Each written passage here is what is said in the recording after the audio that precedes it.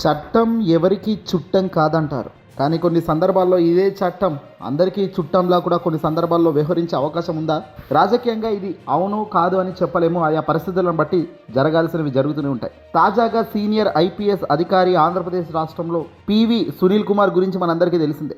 తాజాగా పివి సునీల్ కుమార్ ఓ పోస్టును తన social media వేదికగా పెట్టడం జరిగింది. ఇప్పుడు ఆ పోస్ట్ సంచలనంగా మారుతోంది. చట్టం ముందు అందరూ సమానమేనని, అలాంటప్పుడు తన సస్పెన్షన్ విషయంలో జరిగింది అవతలి వాళ్లకు కూడా వర్తించాలి కదా అంటూ ఆయన ఓ సూటి ప్రశ్న సంధిస్తూ పోస్టు చేశారు.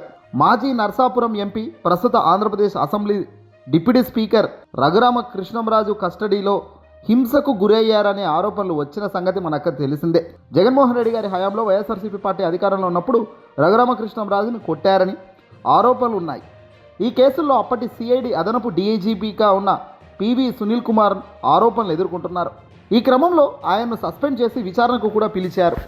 అయితే నన్ను సస్పెండ్ చేశారు మంచిదే, కానీ దర్యాప్తు వేగంగా న్యాయంగా జరగాలంటే రఘురామకృష్ణంరాజును కూడా అన్ని పదవుల నుంచి తొలగించాలి కదా అంటూ ఆయన పోస్టు చేశారు.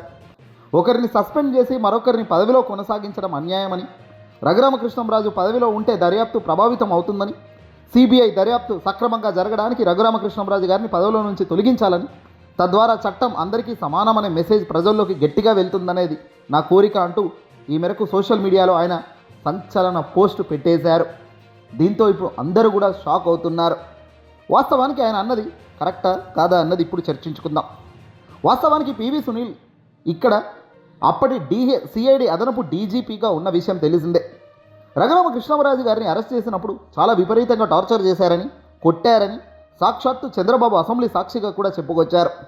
నేను గనక లేకపోతే అసలు నువ్వు ఆ రోజే ఫినిష్ అయ్యేవాడివి అంటూ కూడా చంద్రబాబు రఘురామకృష్ణంరాజు గారిని ఉద్దేశించి అసెంబ్లీ సాక్షిగా మాట్లాడిన మాటలు అందరికీ తెలిసిందే.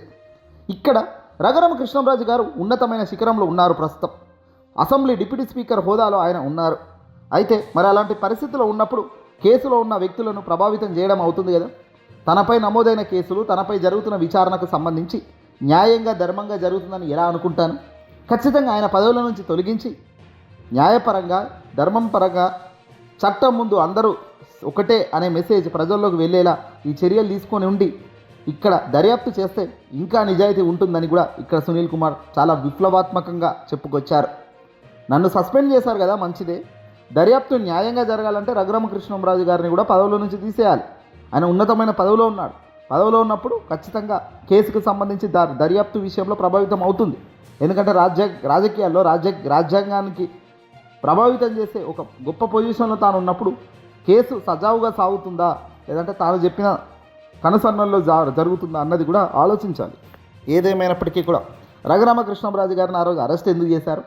సాక్షాత్తు ముఖ్యమంత్రి హోదాలో వైఎస్ఆర్సీపీ పార్టీ అధినేత జగన్మోహన్ రెడ్డి గారిని అధికారంలో ఉన్నప్పుడు ఎంత దారుణంగా తిట్టారో అందరికీ తెలుసు. జగన్మోహన్ రెడ్డి గారి కేసులు వెంటనే రద్దు చేయాలని, జైలుకు వెళ్ళాలి, మోసం చేశాడు అంటూ ఉదయం లేస్తే రాత్రి పగల దాకా డిబేట్లలో కూర్చుంటూ ఇష్టం వచ్చినట్లు వాగడం కరెక్టేనా?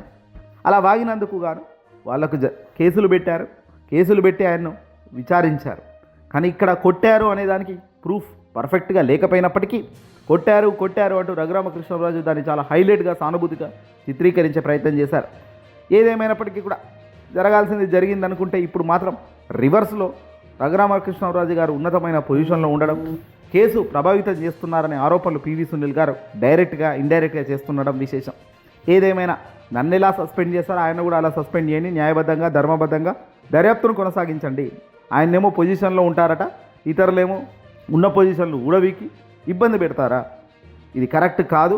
ఇది మెసేజ్ అయితే ప్రజల్లోకి మంచి మెసేజ్ వెళ్ళే పరిస్థితి లేదు అని సునీల్ ఐఏఎస్ డీజీపీగా ఉన్న పెద్ద పెద్ద వ్యక్తులను కూడా ఈరోజు ఇంత దారుణంగా హింసించడం జరుగుతుంది అనేది కూటమికి సంబంధించిన వ్యక్తులు చేస్తున్నారు.